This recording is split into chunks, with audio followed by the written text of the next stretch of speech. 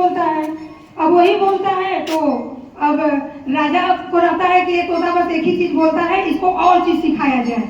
तो बड़े बड़े जो प्रकांड विद्वान रहते हैं एक एक सब्जेक्ट के, उन लोगों को बुलाया जाता है, सब विद्वान आते हैं।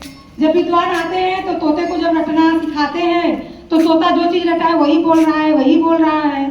तो जितने भी सब विद्वान रहते हैं उन लोगों को लगता है कि पहले इसका खाना कम किया जाए, इसको खाना कम देंगे तब क्या होगा कि ये अच्छे से सीखेगा। क्योंकि आप लोग को भी अगर नहीं कुछ सीखते हैं तो हम लोग पनिशमेंट देते हैं ना, तो वैसे ही पनिशमेंट के तौर पे उसका खाना कम कर दिया जाता है और वो तोता फिर धीरे धीरे क्या होता है, कमजोर पड़ने लगता है। तो राजा सोचता है कि नहीं, जो हमारे प्रकांड विद्वान लोग आए हैं तोते को शिक्षा देने के लिए, वो बहुत मतलब अपने उच्च स्तर की शिक्षा दे रहे हैं और तोता सीख रहा है। अब देख रहे हैं कि वो बोलना कम कर दिया है, नहीं पहले दिन भर बोलता रहता था।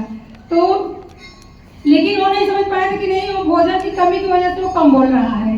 तो धीरे धीरे क्या होता है, अब सब रटवाते रहते हैं, पोथी पत्रा कितना सब हर क्षेत्र के, राजनीति के क्षेत्र के अलग हो जाते हैं, फिर आपके आध्यात्मिक क्षेत्र के विद्वान आते हैं, वो अलग उसको रटवाते हैं। अब वो अंत में क्या होता है, एक दिन तोता पिंजड़े में न उछल कूद कर रहा है, न फड़फड़ा रहा है, न कुछ ऐसे पड़ा है।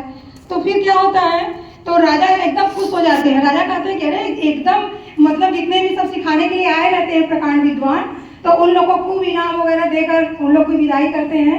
फिर जाते हैं जब राजा के मंत्री तोते के पास, तो तोता पिंजरे में मरा हुआ पड़ा रहता है।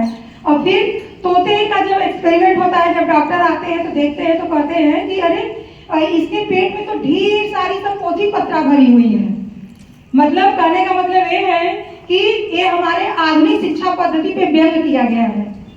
हमारे जो आधुनिक शिक्षा पद्धति है, हमारी शिक्षा पद्धति में क्या है कि छोटे से ही भले कहा गया है कि हम बच्चे के बैग को कम कर दिए हैं, वजन कम कर दिए हैं, लेकिन ऐसा कुछ नहीं है। छोटे से क्लास से इतना ढेर सारा सब्जेक्ट ला दिया जाता है बच्चों के, तो उसका उनके जो मस्तिष्क पटल पे प्रभाव पड़ता है तो वो ठीक नहीं होता है। क्योंकि जो हमें सामान्य शिक्षा अगर देनी है, और शिक्षा हमें ऐसी देनी चाहिए कि जो बच्चे के समझ स्तर का हो, जो उनके जीवन में काम आए। और हम बचपन से ही इतना उनके ऊपर बोझ लाद देते हैं कि वो आते आते किसी कैटेगरी के नहीं हो पाते हैं, न बहुत प्रकांड किसी क्षेत्र में हो सकते हैं, न किसी विषय के प्रकांड विद्वान हो सकते हैं। तो हमें अपनी शिक्षा पद्धति में भी थोड़ी बदलाव की जरूरत है। तो इसमें भी वही चीज है, इसमें भी रटाया जा रहा था तोते को।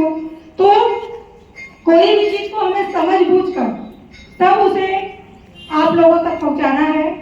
और किसी को भी, जैसे अगर हम पढ़ रहे हैं तो उसको पहले समझें, खुद समझें, मनन करें और उसको किस तरीके से आप लोग को समझ में आ रहा है उस तरीके से बताना है। ऐसा नहीं है कि बस हम लोग पढ़ा दिए लिखा दिए तो हम लोग का फॉर्मेलिटी हो गया कि नहीं, हम लोग का जो है हो गया उत्तरदायित्व। अगर टीचर्स का जो उत्तरदायित्व है तो अपने जो भी वो पढ़ाएं बच्चों को, वो बच्चों के एक प्रकार से चिंतन स्तर तक पहुंचना चाहिए। स्मृति स्तर, बोध स्तर, तीसरा चिंतन स्तर। चिंतन स्तर तक पहुंचेगा तभी बच्चा वो समझ पाएगा और उसे अपने शब्दों में अच्छे से लिख पाएगा।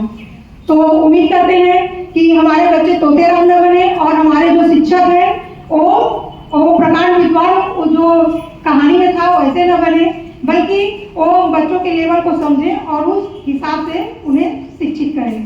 Thank you, have a nice day.